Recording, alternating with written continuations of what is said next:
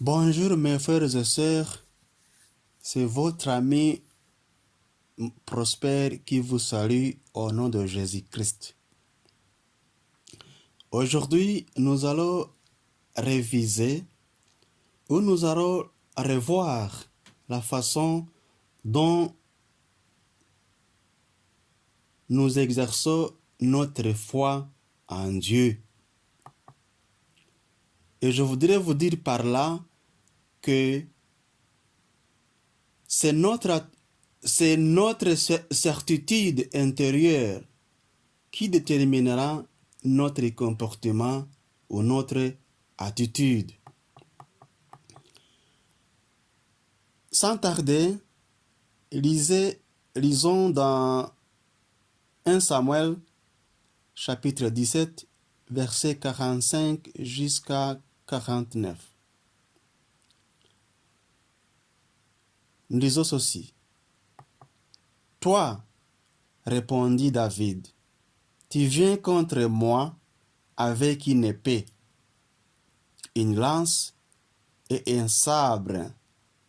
Moi je viens armé du nom du Seigneur de l'univers, le Dieu des troupes d'Israël que tu as insulté. Aujourd'hui même, le Seigneur te livrera en mon pouvoir. Je vais te tuer et te couper la tête. Aujourd'hui même,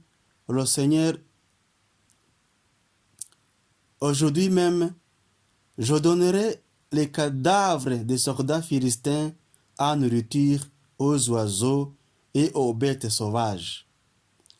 Alors, tous les peuples sauront qu'Israël a un Dieu. Et tous les Israélites ici rassemblés sauront que le Seigneur n'a pas besoin d'épée ni de lance pour donner la victoire. Il est le maître de cette guerre et il va vous livrer en notre pouvoir. Goliath se mit à marcher en direction de David. Et celui-ci courut rapidement à la rencontre des Philistins, prit une pierre dans son sac, la lança avec sa fronde et l'atteignit en plein front. La pierre s'y enfonça et l'homme s'écroula la face contre terre. C'est la parole de Dieu. Mes frères et sœurs, David a montré une grande confiance et une ferme assurance en Dieu, et de son côté, Dieu a exaucé la prière de David. Et ce jour-là, Dieu s'est manifesté au milieu de son peuple en leur débarrassant leurs ennemis de tous les jours. Et David raisonna ainsi. Goliath, il est trop grand pour que je relate.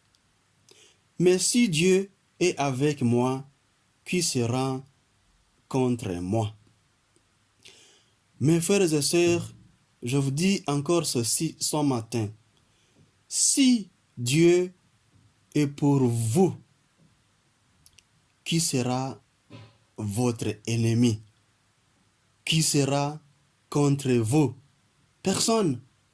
Parce que Dieu est pour vous. Et ainsi, mes frères et sœurs, en exerçant notre foi, vous allez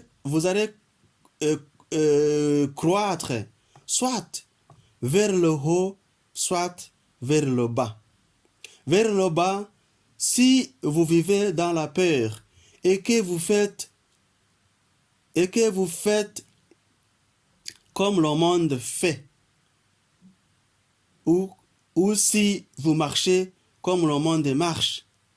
Mais de l'autre côté, vers le haut, si vous mettez les choses de son monde à côté et que vous décidez de suivre Jésus-Christ, et dans les bons moments ou bonnes situations, que dans les mauvaises situations ou pendant des épreuves. Et alors, à la fin, le Seigneur Jésus-Christ va se manifester dans votre faveur et vous serez élevé, vous serez remboursé tout ce que vous avez perdu à cause du nom de Jésus-Christ. Prions.